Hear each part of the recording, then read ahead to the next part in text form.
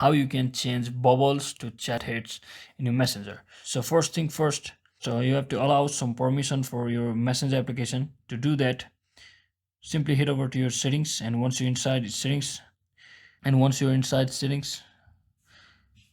get below until you find the option called apps. And once you click on apps, you simply have to find the messenger application. And once you see the messenger application, once you click on it, you have to allow the permission to for appear on top. You have to enable this option if you haven't already.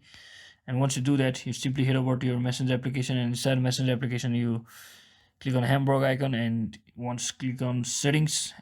When you click on settings, you can see the chat heads option here. You can simply toggle it on. As you can see, there is no more bubbles option in the messenger anymore, so it's chat heads from which you have to get the messages like this.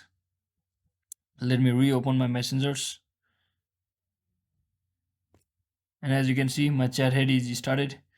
So that's it, guys. That is exactly how you change the bubbles to chat heads. Hopefully the bubbles hasn't been in the option menu anymore. So thanks for watching. Hope this video was helpful.